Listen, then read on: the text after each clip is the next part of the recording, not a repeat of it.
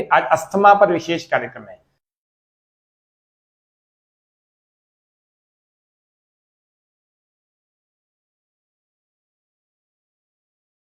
नमस्ते दर्शकों, सुप्रभात।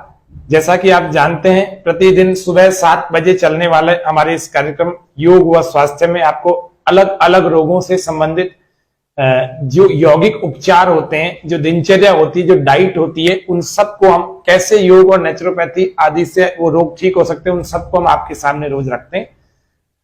आज हमारे योगाचार्य से हम पूछेंगे कि अस्थमा के बारे में, योग में क्या अस्थमा की बीमारी जो दमा, जिसको हम सांस को चढ़ना कहते हैं, इसके बारे में योग में क्या उपाय हैं, क्या अस्थमा ठीक हो सकता है, क्या अस्थमा के बारे में कुछ जानकारी हमारी बढ़ जाए और उसके बाद उसको ठीक करने की जो यौगिक क्रियाएं हैं, और क्या हमें खाना चाहिए, क्या नहीं खाना चाहिए, कैसा हमारा अस्थमा के जितने भी रोगी हैं, कैसा उनको पथ्य अपथ्य का पालन करना है, ये सब चीजें आज के इस विशेष कार्यक्रम में जानेंगे। आज अस्थमा पर विशेष कार्यक्रम है, तो हम देखते हैं। आइए, तो योगाचार्य जी, आपका इस कार्यक्रम में हार्दिक स्वागत है। धन्यवाद। हम जानना चाहते हैं आज आपसे अस्थमा के बारे में। हमारे कई दर्शकों के सवाल आए थे अस्थमा को लेकर के, तो क्या आप आज हमारे दर्शकों को अस्थमा के बारे में बताएंगे?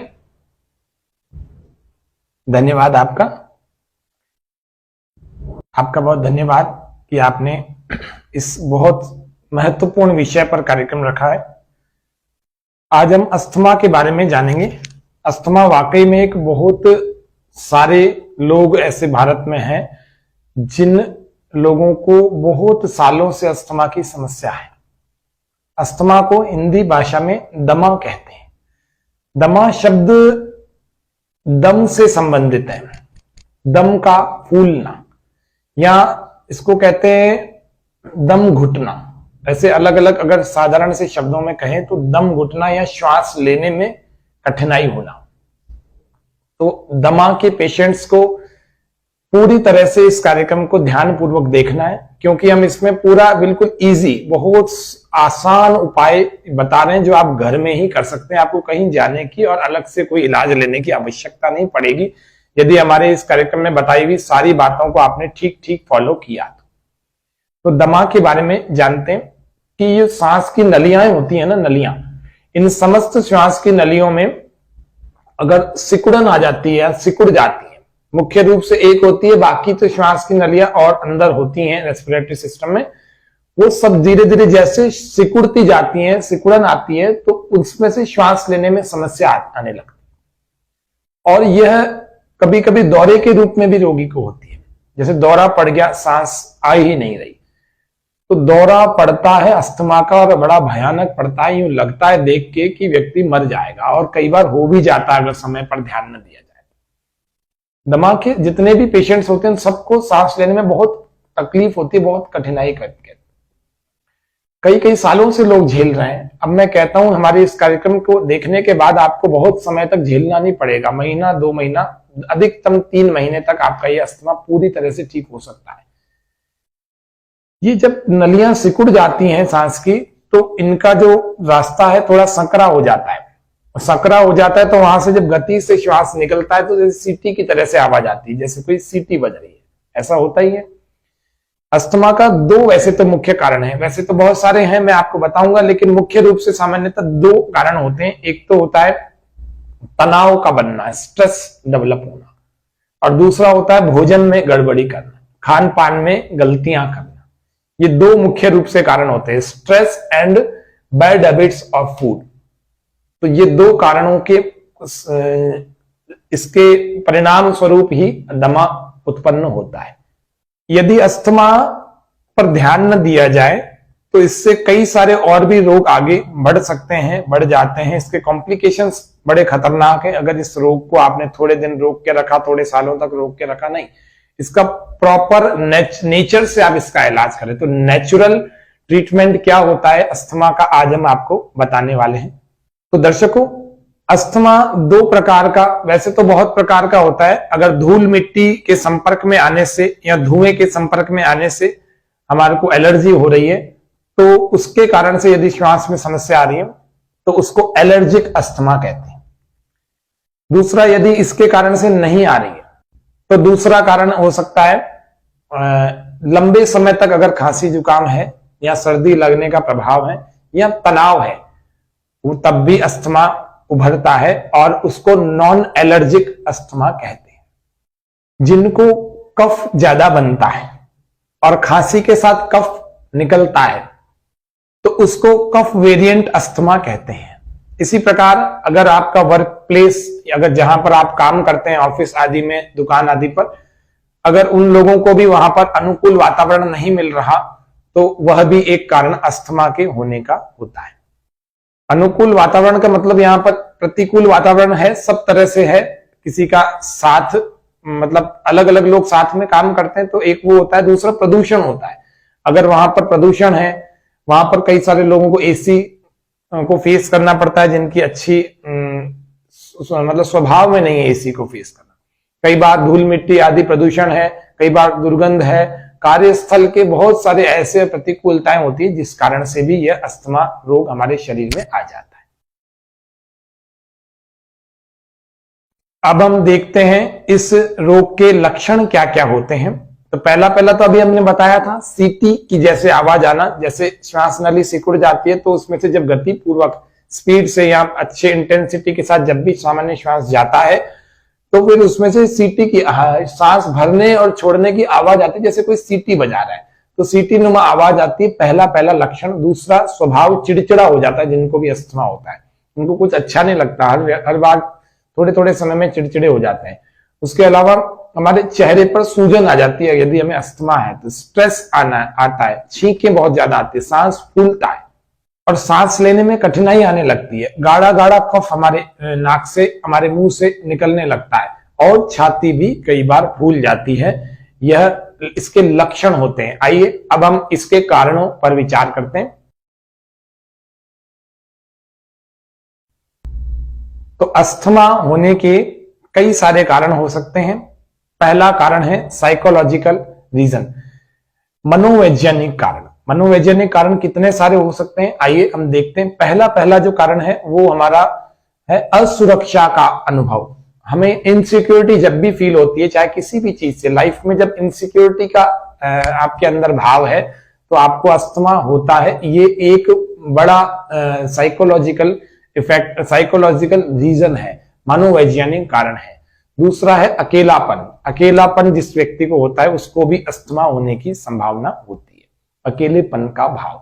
उसके अलावा इच्छाओं का दमन होना, जो आपकी इच्छाएं हैं उनको आपने दबा दिया है तब भी आपको अस्थमा हो सकता है, या जिनको हुआ है वो अपना अवलोकन करके देख लेना। इस कारण से भी मनोवैज्ञानिक कारण 3 हमने बताए, एक असुरक्षा का महसूस होना, एक अकेलापन और तीसरा है इच्छाओं का दमन। ये 3 कारण मुख्य रूप से मनोवैज्ञानिक कारणों में आते हैं। ऐसे और भी कारण हो सकते हैं, लेकिन दूसरा एक प्रकार का हम कारण देखते हैं जेनेटिक रीजन, आनुवांशिक कारण। यदि यह रोग माता पिता को कभी रहा हो या किसी और बड़े बुजुर्ग को रहा हो आपके, तो भी वह संतान में आ जाता है। उसकी संभावना लगभग बनी रहती है, जरूरी नहीं है आए, लेकिन संभावना, पॉसिबिलिटीज बनी रहती है। एक कारण होता है एलर्जी का। एलर्जी चाहे आपको धुएं से हो, डीजल से हो, पेट्रोल से हो या अन्य किसी दूसरी चीज से भी एलर्जी हो जाती है, वह भी इसका एक बड़ा कारण होता है। चौथा एक कारण होता है भोजन का ठीक ना होना। यदि मैदा युक्त कोई ज्यादा से ज्यादा मैदा खाता है, तो मैं आप कई कार्यक्रमों में बताता ही रहता हूं कि कभी भी हम रोटी बनाए तो चोकर से युक्त बनाए, बेकरी प्रोडक्ट ना के बराबर खाए, कभी कभी खाए अलग बात है। उसके अलावा बिस्किट्स, उसके अलावा जितने भी मैदे के पदार्थ बने हुए हैं वो हमारे पेट को तो खराब करते हैं, साथ में हमें कफ का रोगी भी बना देते हैं, कफ विकारों से भी युक्त कर देते हैं। तो इसीलिए मुख्य रूप से आपको मैदे से युक्त चीजें ज्यादा नहीं खानी, ज्यादा चिकनी चीजें नहीं खानी, और गरिष्ठ भोजन से भी यह पैदा हो जाता है। गरिष्ठ मतलब जो पचने में भारी होता है, जैसे बहुत मसाले वाला, बहुत तेलों में तले हुए और बहुत सारा उसमें गरिष्ठता जिसमें होती है, जिसमें ज्यादा से ज्यादा पचने में ज्यादा समय लगता है, वह भी कारण होता है अस्थमा होने का। जिन स्थानों पर ठंड ज्यादा पड़ती है, ज्यादा ठंडा मौसम है, उन स्थानों पर रहने वाले लोगों को भी अस्थमा होने की संभावना होती है, हुआ है। उम्र बढ़ने के साथ भी कमजोरी अंदर से आती है, क्योंकि जीवन भर व्यायाम नहीं किया तो फिर अस्थमा होने की संभावना बनती है। इसीलिए एक आयु बढ़ना भी इसका एक बड़ा कारण है।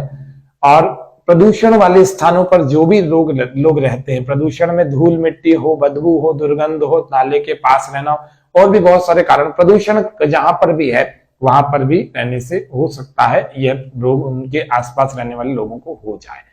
उसके अतिरिक्त एक और कारण है धूम्रपान करना। जो लोग बीड़ी सिगरेट आदि का पीछा नहीं छोड़ते हैं तो वो इनके पीछे पड़ जाती है, तो उनको अस्थमा हो जाता है। जो लोग शराब पीते हैं उनको भी हो सकता है, हो जाता है, ऐसा देखा गया है, उनको हो जाता है। तो ये सब हमारे इसके अस्थमा के कारण है। आइए अब इसके उपचारों पर हम चर्चा करते हैं।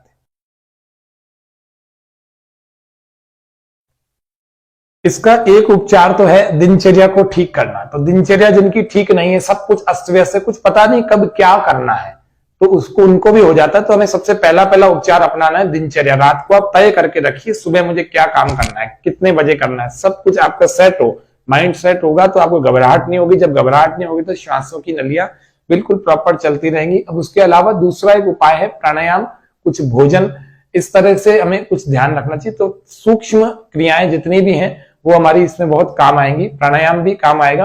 तो पहला हमें दिनचर्या अपने को ठीक करनी है। दिनचर्या में आप परिवर्तन लाएं, भोजन में थोड़ा बदलाव लाएं, विशेष प्रकार से आप योगाभ्यास को अपने जीवन में ऐड करें, थोड़ा सा मॉडिफाई करें लाइफ को। इससे पूरी तरह से इस अस्थमा को ठीक किया जा सकता है। यदि धूम्रपान या मदिरापान या बियर आदि या वाइन आदि या मांसाहार यदि करते हैं तो थोड़े दिन के लिए रोक दीजिए। मेरे हिसाब से तो वो लेने की चीज है ही नहीं, वो मनुष्यों के सेवन करने योग्य थोड़ी है। फिर भी आप कर रहे हैं तो इस रोग को यदि ठीक करना है तो थोड़े दिन के लिए बंद करके देखिए, आप पूरी तरह से स्वस्थ हो जाएंगे। फिर ऐसी खराब चीजों का सेवन कभी नहीं करेंगे। आइए अब हम देखते हैं सूक्ष्म व्यायाम कौन कौन से हमारे अस्थमा की समस्या में काम करते हैं। देखिए पहला है हमारा सूक्ष्म व्यायाम, जो इसमें हम थोड़ा सा हाथों को इस तरह से खोल लेते हैं और सांस भरते हुए, कैसे लाना है, सांस भरते हुए धीरे धीरे साइड में खोलना है, ऐसे।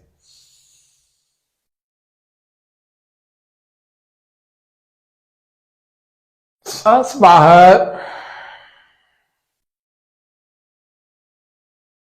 फिर से देखते हैं,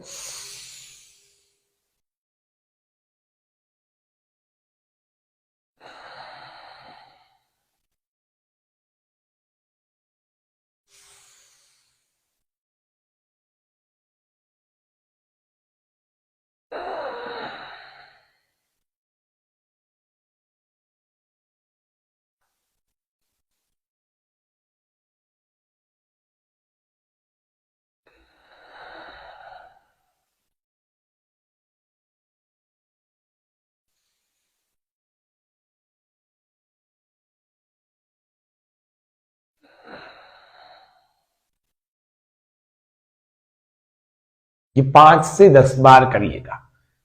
दूसरा अभ्यास हम देखते हैं, दोनों हाथों को इस प्रकार से रखें, अंगूठा आप पीछे रख सकते हैं, चाहे तो साथ में भी रख सकते हैं।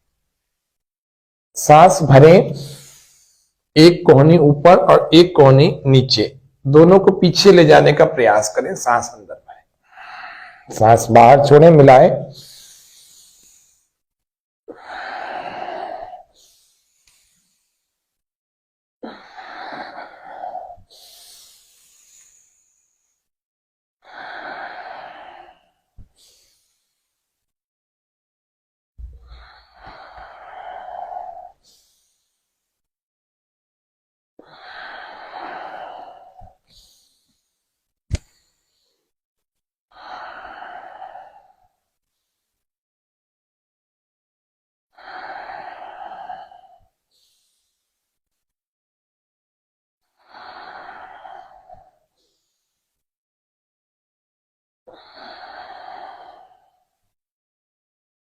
ऐसे लगातार करने से जो श्वास के गंभीर मरीज है, दमे के, अस्थमा के, जिनको बहुत सालों से समस्या है, जिनको अभी भी बहुत समस्या हो रही है, वे भी इन क्रियाओं को धीरे धीरे करके पूरी तरह से ठीक हो सकते हैं। इसका विश्वास रखिए। ये योग अंतिम और पहला पड़ाव दोनों है।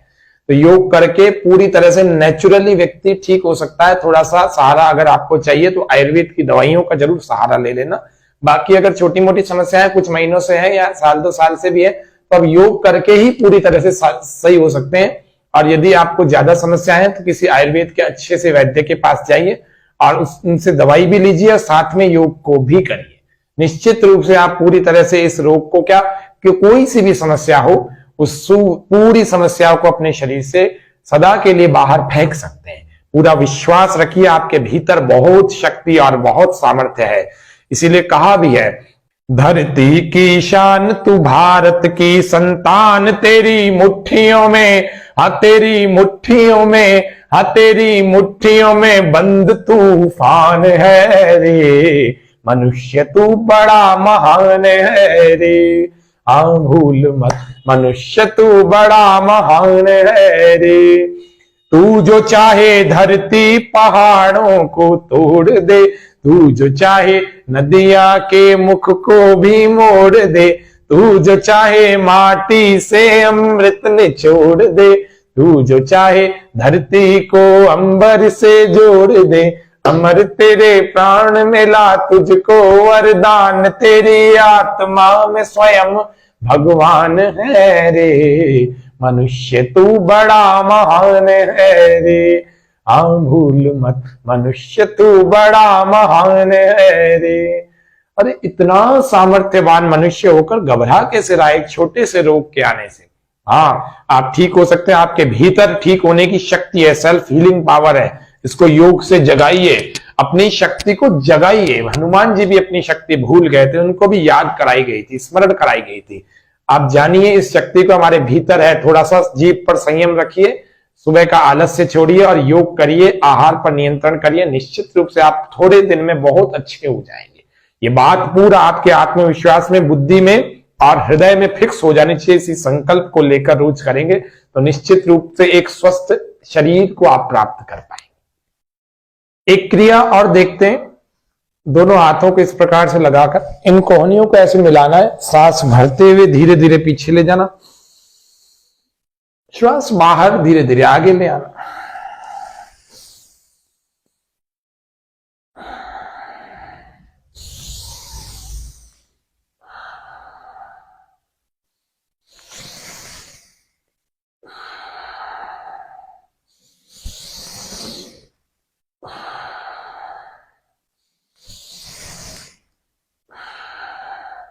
ऐसे ही एंटी क्लॉकवाइज भी करें, सांस भरते हुए सदा पीछे और सांस बाहर छोड़ते हुए सदा ही आगे।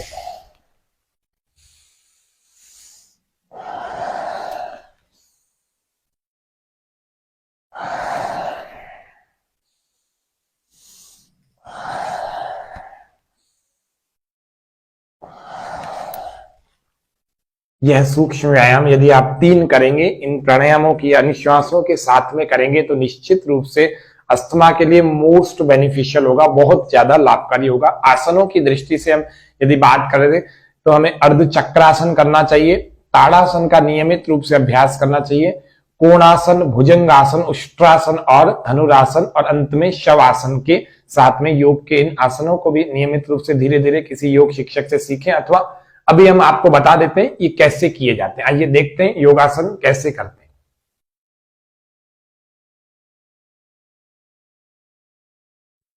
आसनों में पहला योगासन जो हम देखते हैं वह है ताड़ासन। उसमें पैरों को बिल्कुल पास में कर लेते हैं और श्वास को भरते हुए दोनों हाथों को श्वास भरते भरते भरते भरते हाथों को धीरे धीरे ऊपर ले जाते, और ऊपर ले जाते समय ऐसे इंटरलॉक कर लेंगे हाथों को, और इंटरलॉक करके धीरे से ऐसे पलट देंगे हथेलियां आकाश में, धीरे धीरे और खींचे, खींचते जाएं खींचते जाएं खींचते जाएं खींचते जाएं खींचते जाएं।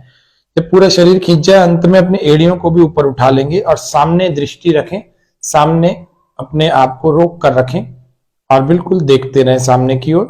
लगातार शरीर ऊपर खींचता हुआ रहे, बिल्कुल पूरी तरह से एकाग्रता से सामने देखें। यह हमारा ताड़ासन का अभ्यास, और फिर धीरे धीरे धीरे धीरे वापस आ जाएं। अब इस ताड़ासन के अभ्यास में आपको सांस नहीं रोकनी है, श्वास भर के ऊपर गए और ऊपर ले जाकर के श्वास को सामान्य रखा, आपको श्वास रोकनी नहीं है। ठीक है, इस प्रकार से आपको 2 बार 3 बार 4 बार जितना भी समय हो उतना बार करें। पहला।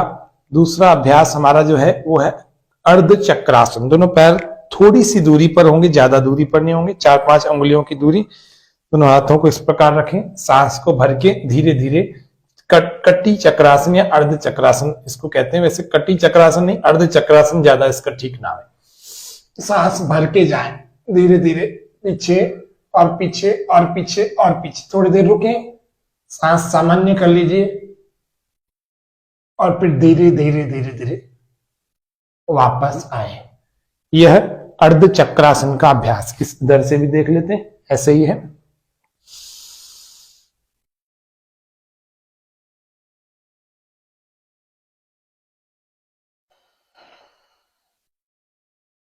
यह अर्ध चक्रासन। तीसरा आसन है कोण आसन। कोणासन के अभ्यास को हम देख रहे हैं। सांस पूरा बाहर और एक हाथ को दूसरे वाले पैर के बिल्कुल पकड़ लेंगे पूरी तरह से और ठोड़ी लगाने की कोशिश करेंगे। यहां सांस बाहर, फिर श्वास भरते हुए वापस आए, फिर दूसरी ओर से इसका अभ्यास करें। इसमें रुके थोड़ी देर, फिर वापस आए। इस तरह से मैं बहुत कम रोक रहा हूं, लेकिन आपको ज्यादा देर रुकने का अभ्यास करना चाहिए। यह अभ्यास हमारा कोणासन का कहलाता है। कुछ लोग कोणासन को इस प्रकार से भी करते हैं।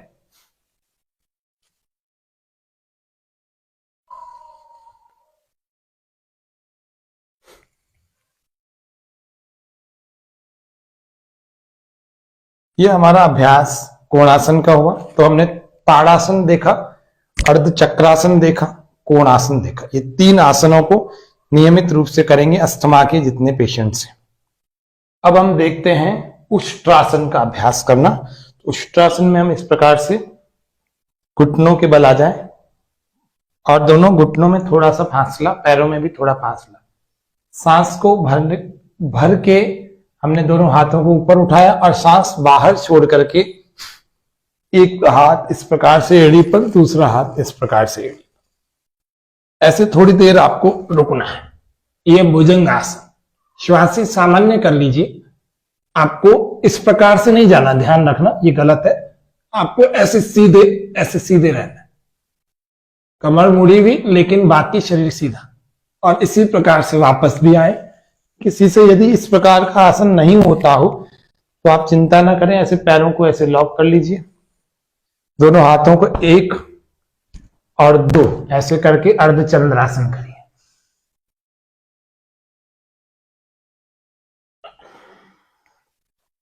5-5, 10-10 सेकंड ही रोकना अस्थमा के जितने पेशेंट्स हैं उनको। बाकी जिनको अस्थमा नहीं है, जो अस्थमा को पहले से देख रहे हैं कि मुझको ऐसे ऐसे लक्षण है, तो पहले से ही आप करना शुरू करिए, अस्थमा होगा नहीं। दूसरा, आप इसको तीसरे आसन के रूप में भी इसको कर सकते हैं। कैसे? दोनों हाथों पे ऐसे कमर के अलग, सांस भर के पीछे, सांस बाहर छोड़ के वापस पीछे नीचे। अगर आपको घुटनों में कुछ लगता है तो थोड़ा सा इसको फोल्ड कर लीजिए अपने मैट को, तो ये जमीन आपको चुभेगी नहीं। ये 3 आसनों को हमने देखा। मुख्य रूप से उष्ट्रासन, दोनों पैरों को पीछे करके आप पेट के बल लेट जाएं। भुजंग आसन को और देखते हैं। भुजंग आसन में दोनों हाथों पर कंधों के नीचे श्वास भर के, पैरों को पास में श्वास भर के धीरे धीरे उठाएं। थोड़ी देर रोके। यह भुजंग आसन हमारे फेफड़ों को मजबूत करता है, श्वास की नलियों को स्वस्थ सक्रिय करता है और श्वास बाहर छोड़ते हुए वापस आए। और यदि आप रोक नहीं सकते तो चिंता की बात नहीं है, आप श्वास भर के ऊपर जाएं, ऊपर जाके श्वास सामान्य कर लें।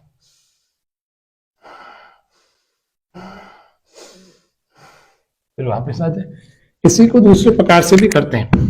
एक हथेली लगाई, दूसरी उसके ऊपर, सांस भर के सीधा, कोहनियों को पूरा सीधा करें।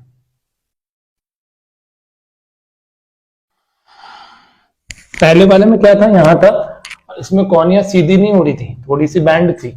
अब ऐसे सीधा करके मत करना, इसको ऐसा करना है। और इस वाले में, दूसरे वाले में आपको सीधी करनी, ऐसे। ये हो गया। इसको हमने देख लिया। एक आसन और देखते हैं जिसका नाम है, पहला अभी हमने बैठ करके कौन सा देखा, उष्ट्रासन। दूसरा कौन सा देखा, भुजंगासन। तीसरा देखते हैं धनुरासन। ऐसे टखनों को पकड़ लिया, पैरों के टखनों को सांस भर के। जिनको हर्निया हो उनको पहला उष्ट्रासन नहीं करना और यह धनुरासन भी नहीं करना। ये ध्यान रखने की बातें हैं। हर्निया की प्रॉब्लम वालों को ये दो आसन बिल्कुल नहीं करना। सांस भर के धीरे धीरे उठाएं और उठाएं और उठाएं और उठाएं और उठाएं। रोक देंगे थोड़ी देर। इस प्रकार से धनुरासन का अभ्यास आपकी शक्ति सामर्थ्य के हिसाब से करना। पहले 5 सेकंड रोकना, फिर 10 सेकंड, फिर 15-20 सेकंड, आधा आधा मिनट भी आप कर सकते हैं। अंत में आपको शव आसन का अभ्यास करना है। ऐसे पीठ के बल लेट जाए और बिल्कुल आरामदायक स्थिति में शरीर को बिल्कुल ढीला छोड़ें। कुछ आसनों को हमने देखा, प्राणायाम हमने किए। गर्मी में पहले आप प्राणायाम कर लेंगे, फिर आसन कर लीजिए। सर्दियों में पहले आसन कर लेंगे, फिर प्राणायाम कर लेना। अनुलोम विलोम हमने सूर्य भेदी, उज्जाई, ऐसे प्राणायाम हमने देखे। आसनों की दृष्टि से हमने ताड़ासन, कटी चक्रासन नहीं अर्ध चक्रासन और कोणासन, इसके अलावा बैठ करके उष्ट्रासन, भुजंगासन लेट करके और अभी धनुरासन, इतनी क्रियाएं देखी। और उसके अलावा फिर लास्ट में इस शव आसन में हम हैं। शवासन में पैरों में थोड़ा फासला होगा, शरीर ढीला छूटा हुआ होगा, हथेलियां कमर से थोड़ी दूरी पर आकाश की दिशा में, हाथ खुले हुए, गर्दन ढीली छोड़ देंगे, आंखें बंद, गहरा श्वास भरेंगे छोड़ेंगे, भरेंगे छोड़ेंगे। गहरे लंबे श्वास भरें छोड़ें, भरें छोड़ें।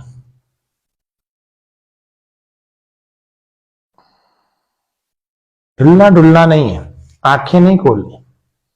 जितने भी आसनों में हमारे शरीर में जो थकान हुई है उस सारी थकान को हम दूर कर रहे हैं।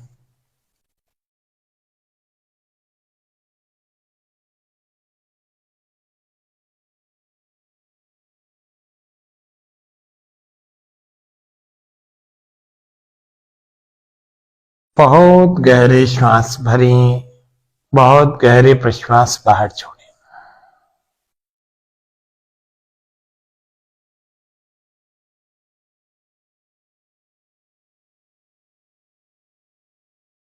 शरीर पूरा ढीला छोड़ें।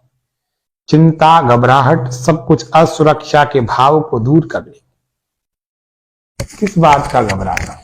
परमात्मा हम सबका पिता है, हमारे साथ में है। घबरा किस बात को रहे? इस जीवन को जीने के लिए सब तो साधन परमात्मा ने दिए हैं। आनंद स्रोत बह रहा पर तू उदास है, अचरज है जल में रह के भी मछली को प्यास है। आनंद स्रोत बह रहा पर तू उदास है, फूलों में जो सुवास ईख में मिठास है, भगवान का तो विश्व के कण कण में वास है। आनंद स्रोत बह रहा तू क्यों उदास है, आनंद स्रोत बह रहा। कुछ तो समय निकाल आत्म शुद्धि के लिए, कुछ तो समय निकाल आत्म शुद्धि के लिए। नर जन्म का उद्देश्य न केवल विलास है, आनंद स्रोत बह रहा तू क्यों उदास है, आनंद स्रोत बह रहा।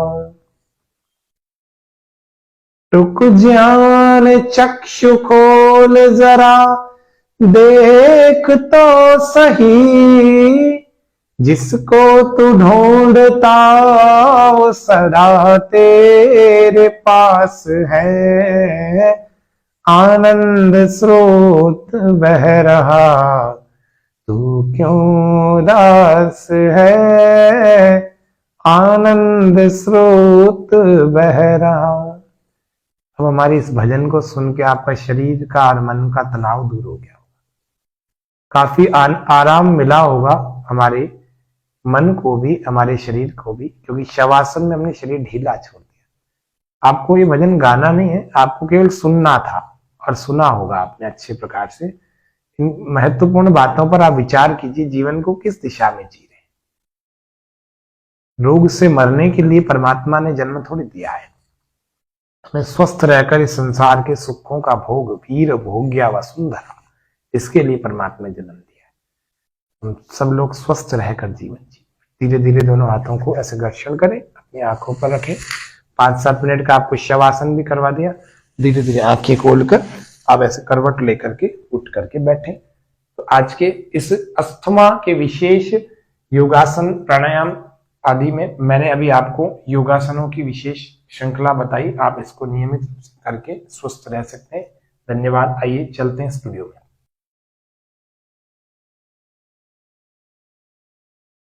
अब इन योगासनों के बाद हम चलते हैं प्राणायामों पर। प्राणायामों में सबसे पहला अभ्यास हमें अनुलोम विलोम का अभ्यास नियमित रूप से करना चाहिए। तो वह कौन सा होता है? अनुलोम विलोम में दोनों हाथों को अलग अलग स्थितियों में बनाते हैं। पहला ध्यान मुद्रा में बनाकर अपने घुटने पर रख सकते हैं। दूसरे हाथ से यह प्रणव मुद्रा बनाएं, दोनों हाथों को अंगूठे के इस जड़ में लगाएं और राइट को बंद करके लेफ्ट से पहले श्वास भरें,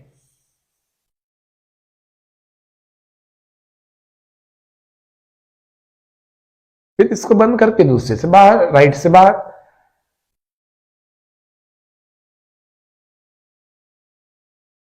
राइट से भरें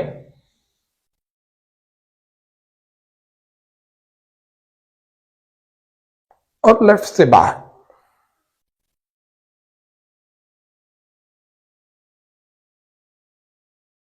यही विधि है।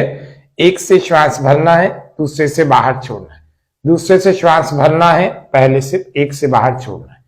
एक से भरना है, दो से बाहर छोड़ना, दो से भरना, एक से बाहर छोड़ना। यही क्रम लगातार आपका चलता रहेगा। 5 से 10 मिनट कम से कम आपको इस प्राणायाम का करना है। यदि आपके पास कम समय भी है तो भी आप 5 मिनट तो कम से कम प्रतिदिन करें। सुबह 8 बजे से पहले करें, बहुत अच्छी बात। सुबह 6 से पहले करें तो उससे भी अच्छी बात। सुबह 5 से 6 करें, सबसे बढ़िया। योग का एक अच्छा समय योग करने का ब्रह्म मुहूर्त और प्रातः काल की वेला होती है।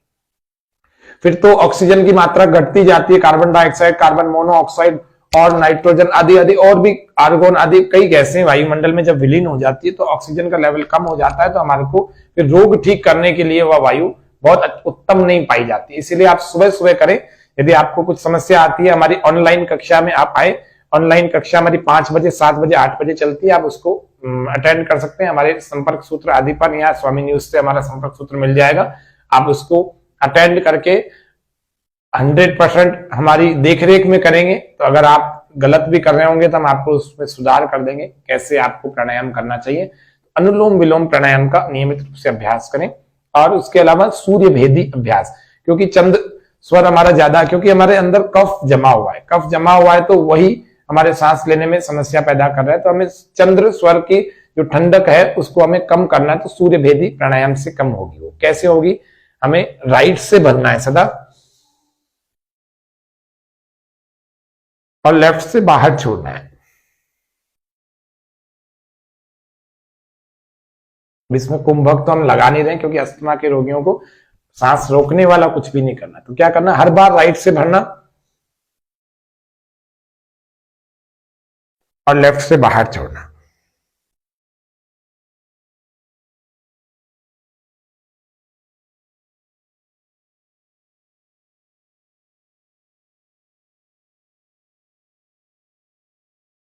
हर बार यही अभ्यास करना। अनुलोम विलोम कर लिया 5 से 10 मिनट, तो 5 से 10 मिनट सूर्य भेदी प्राणायाम को भी करना। कपाल भाती का अभ्यास करना। कफ दोष विशोषणी, कफ के रोगों को निवृत्त करती है। कैसे करना? इस मुद्रा में लगा लेना, अपने सूर्य मुद्रा में, ताकि कफ धीरे धीरे पिघलने लगेगा और धीरे धीरे निकल जाएगा पूरी तरह से शरीर। थर्ड वाली उंगली को अंगूठे के रूट से लगाना, अधिक वजन होगा तो भी घट जाएगा।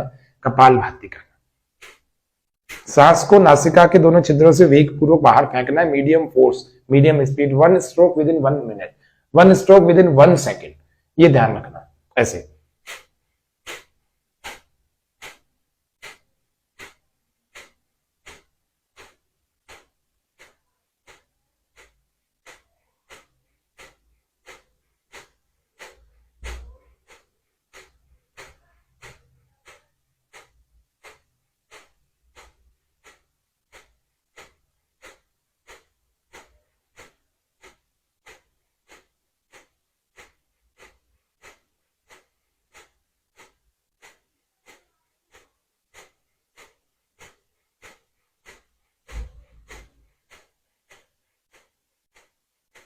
ऐसे 1 सेकंड से बड़ी भी स्पीड हो तो भी कर सकते हैं। आपकी शक्ति सामर्थ्य देख लेना, अनईजी ना लगे, कंफर्टेबल लगना चाहिए। आप 1 सेकंड से स्पीड बढ़ा भी सकते हैं अर्थात, और घटा भी सकते हैं, दोनों कम और ज्यादा रिदम को इसको घटा बढ़ा सकते हैं ऐसे।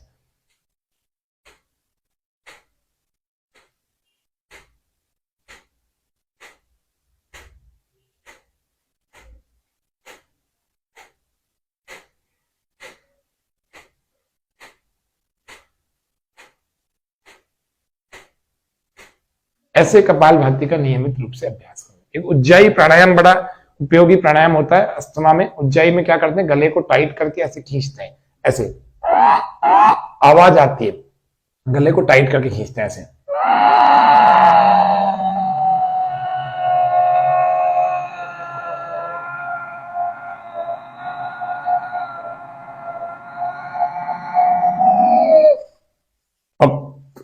और फिर राइट को बंद करके लेफ्ट से बाहर।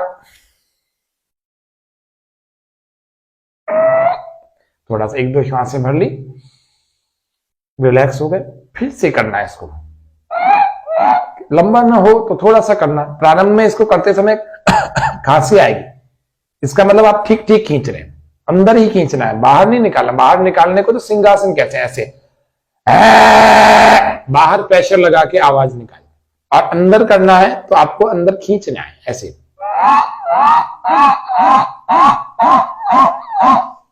खांसी आए तो घबराना नहीं, आप सही कर रहे हैं, इसका मतलब। खांसी आती प्रारंभ में 1-2 दिन, 4 दिन, 5 दिन आती, ठीक है। चलिए इसको करते हैं फिर से लंबा।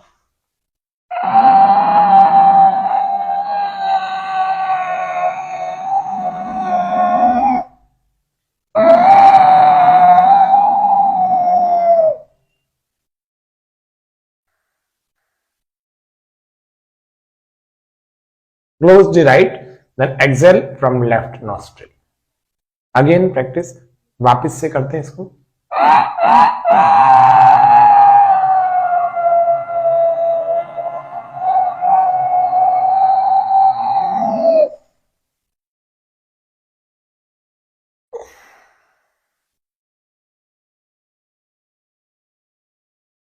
ये उज्जाई जरूरी नहीं है आपको पहले दिन समझ में आ जाए, पहले दिन करने में आ जाए, लेकिन आप घबराना मत, इसको रोज प्रयास करना, हो जाएगा। बाकी अनुलोम विलोम, सूर्य भेदी, इनको तो आप कर सकते हैं, ये तो आपको पता लग गया। कपालभाति ये तो सरल क्रियाएं, ये तो कर सकते हैं। उज्जाई भी धीरे धीरे आप रोज इस वीडियो को देखो, करो, हमारी कक्षा में आकर के कर सकते हैं। स्वामी न्यूज पर डेली प्रोग्राम चलता है, उसमें आके देखें। नियमित रूप से हम योग को करवा रहे हैं और कितने ही समय से, लंबे समय से हमारे इस कार्यक्रम को हम चला करके इसमें योग के भिन्न भिन्न क्रियाओं को बहुत विस्तार से, इसकी क्या सावधानी होती, बहुत कुछ बताते। अस्थमा के रोगियों को इन क्रियाओं के अलावा ध्यान और योग निद्रा का अभ्यास भी करना चाहिए। हम अस्थमा पर ही विशेष कार्यक्रम पार्ट 2 लेकर आएंगे, उसमें हम ध्यान और योग निद्रा का अभ्यास आपको करवाएंगे।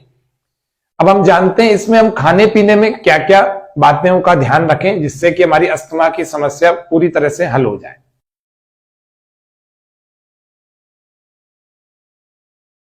भोजन की बात यदि करें तो अस्थमा के रोगियों को भोजन कैसा करना चाहिए, तो थोड़ा सा हमें जानते। सबसे पहला हमें उबली हुई जो सब्जियां हैं, जो बॉइल्ड सब्जियां हैं, उनका सूप पीना चाहिए। उसका सेवन प्रतिदिन करें, निश्चित रूप से हमारे शरीर में से कफ जो है वो धीरे धीरे रिलीज हो जाएगा, निकलता चला जाएगा। पिघलते पिघलते शरीर में से कफ पूरी तरह से बाहर निकल आएगा योग की क्रियाओं से। और हमारे उबली हुई सब्जियों का जो सूप हम बनाते हैं उससे। पहला पहला कार्यक्रम आपको यही करना है, उबली हुई सब्जियों का सूप लेना। ताजा और मीठा कोई फल, मौसम में जो ज्यादा से ज्यादा मौसमी फल है उनका सेवन हमें करना चाहिए। खिचड़ी का सेवन यदि हम करते हैं तो जिनको ब्रोंकाइटिस है, बड़ा पुरानी खांसी है, उन लोगों को, और साथ में अस्थमा यानी दमा, जिस पर आज हमारा कार्यक्रम बेस्ड है, ऐसे लोगों के लिए खिचड़ी का सेवन बहुत ज्यादा लाभकारी देखा गया है। भोजन में यदि लहसुन और अदरक का प्रयोग करेंगे तो भी आपके लिए बहुत हितकारी होगा। बिना मलाई का दूध यदि हम लेते हैं, उसमें थोड़ी सी हल्दी और सौंठ डाल करके रात को थोड़ा सेवन करें तो निश्चित रूप से आपके अस्थमा के लिए बहुत अच्छा उपयोगी रहेगा। आधा लीटर पानी यदि हम लें और उसमें 15 से 20 लौंग डाल करके उस पानी को उबाले और आधा रह जाए, आधा रहने के बाद यदि हम उसको हल्के गर्म स्थिति में यानी गुनगुने स्थिति में रोज सेवन करें तो निश्चित रूप से हम सबके अस्थमा के रोग पर बहुत विशेष कार्य होगा, बहुत अच्छा वर्क होगा। आपका अस्थमा बहुत जल्दी ठीक हो जाएगा यदि ऐसे भोजन का आप सेवन करते हैं, ऐसे आहार पर ध्यान देते हैं। अब चलते हैं पथ्य आचरण पर। रात को आपको सोने के समय हमें भाप लेनी चाहिए। क्या लेनी चाहिए आपको? भाप लेनी चाहिए। भाप यानी स्टीम। स्टीमर आपको कई कार्यक्रमों में मैंने दिखाया है, तो स्टीम जरूर लेंगे। तो स्टीम रात को लेने के बाद ही सोना। उसमें दिव्य धारा डाल सकते हैं, दिव्य धारा मिल जाती है आसानी से आयुर्वेद के स्टोर्स पर, तो दिव्य धारा के 5-7 बूंदे डालकर स्टीम जरूर लें। स्टीम लेने के बाद आप सोएं, सोने से पहले स्टीम लेनी, पहला। दूसरा, गर्म या गुनगुने पानी का आपको सेवन करना चाहिए। कभी ठंडी चीजों पर ठंडे पानी का सेवन ना करें। जब तक आपका अस्थमा ठीक नहीं हो जाता तब तक आप इन बातों का ध्यान रखें। छाती के बीच में रात को सोने से पहले तिल का तेल जरूर लगाएं, यह भी आपके लिए बहुत उपयोगी होगा। प्रदूषण, धुंध और धुएं से अपने आप को बचाएं, अपना बचाव करें, अपनी सुरक्षा करें। प्रदूषण के संपर्क में, धुंध और धुएं के संपर्क में ना आए तो ज्यादा अच्छा रहेगा। और हमें कैसा आचरण नहीं करना चाहिए उसको हम देखते हैं। जो भी योग की आपको क्रियाएं बताई हैं, इनको करने के समय कहीं पर भी आपको सांस को रोकना नहीं है। इस पहले बात को आपको ध्यान रखना चाहिए। सांस रोकनी नहीं, ना अंदर भर के रोकनी है, ना अंतः कुंभक करना है, ना बाहर छोड़कर रोकनी है, ना बाह्य कुंभक करना है। तो ऐसा कोई प्राणायाम नहीं करना जो सांस रोकने वाली क्रिया हो। दूसरा, ज्यादा नमी वाले प्रदेश में हमें नहीं रहना चाहिए और जहां पर खुली हवा न आती हो ऐसी जगह पर भी नहीं रहना चाहिए। यदि आपके रहने की और काम करने की जगह में ऐसा है तो आपको उसको सुधार करके रखना चाहिए ताकि खुली ताजा हवा हमारे को मिलती रहे और ज्यादा नमी वाली स्थिति ना हो, ज्यादा मॉइस्चर वाला प्लेस नहीं होना चाहिए। प्रातःकाल आपको स्नान तो करना है लेकिन ठंडे पानी से स्नान नहीं करना, ठंडे पानी का सेवन भी नहीं करना, ना ही फ्रिज में रखे हुए पदार्थों का आपको सेवन करना है। तला हुआ, खटाई और तेज मसालेदार भोजन को ना करें और मैदे से बनी हुई चीजों को या उससे बने हुए भोजन को या फास्ट फूड, जंक फूड आदि को थोड़े समय के लिए छोड़ देंगे। भोजन में आपको दही, मूली, केला और चावल ये बिल्कुल नहीं लेने और धूम्रपान तो बिल्कुल नहीं करना। जो लोग स्मोकिंग करते हैं उनको स्मोकिंग से और ड्रिंकिंग से यानी मदिरा पान से बचना है। ये आपको अपथ्य आचरण, यदि इन पर आपने पथ्य और अपथ्य पर भी आपने ध्यान दे दिया तो अस्थमा ज्यादा समय का नहीं है, 2 से 3 महीने आप पूरी चीजों को ऊपर से नीचे जो आज हमने बताई सारी फॉलो करिए, निश्चित रूप से अस्थमा पूरी तरह से क्योर हो जाएगा। क्योर बहुत बड़ा शब्द है। क्योर का मतलब वास्तव में क्योर होता है। क्योर का मतलब ठीक होना, पूरी तरह से ठीक होना। अस्थमा फ्री हो जाएंगे आप पूरी तरह से। तो आज के सत्र में हम इतना ही रखते हैं, तो आइए हम स्टूडियो में देखते हैं। तो बहुत बहुत धन्यवाद आपका अस्थमा के बारे में हमारे सभी दर्शकों को बताने के लिए। तो दर्शकों, जैसा कि आप जानते हैं कि अस्थमा के रोग को हम छोटी छोटी चीजों से अब जान गए इस कार्यक्रम के बाद, तो छोटी छोटी चीजों को ठीक करके हम अस्थमा के रोग को सदा के लिए बाय बाय कर सकते हैं, सदा के लिए हमारे शरीर से बाहर निकाल सकते हैं। हमारा पंप छूट जाएगा यदि हम नियमित रूप से प्राणायाम करेंगे। जैसा अभी योगाचार्य जी ने बताया भी कि हमें जिनमें सांस अंदर रोकने या बाहर रोकने वाली क्रियाएं हैं उनको बिल्कुल नहीं करना। क्या खाना क्या नहीं खाना, इस पूरे कार्यक्रम को आप 1 बार 2 बार 3 बार अस्थमा के रोग की विशेष करके देखिए, आपका पंप छूट जाएगा जो स्प्रे आप लेते हैं। उसके अलावा रोज डेली 40 से 45 मिनट आपको योग करना है। यदि आप इस तरह से हमारे कार्यक्रम में जो बताई हुई चीजें इनका पालन ठीक प्रकार से आप करेंगे तो अस्थमा से पूरी तरह से मुक्त होने में आपको 1 से 2 महीने लगेंगे, ज्यादा नहीं समय लगेगा, चाहे कितने ही सालों से क्यों ना ये इस बीमारी से आप जूझ रहे हैं। तो आज के कार्यक्रम में इतना ही। आप सभी लोग इस कार्यक्रम के लिंक को शेयर करें, फॉरवर्ड करें, बहुत सारे लोगों तक भेजें ताकि और भी लोग इस कार्यक्रम का आरोग्य लाभ उठा पाए। आज इतना ही। सबको धन्यवाद। नमस्ते। जय हिंद, जय भारत।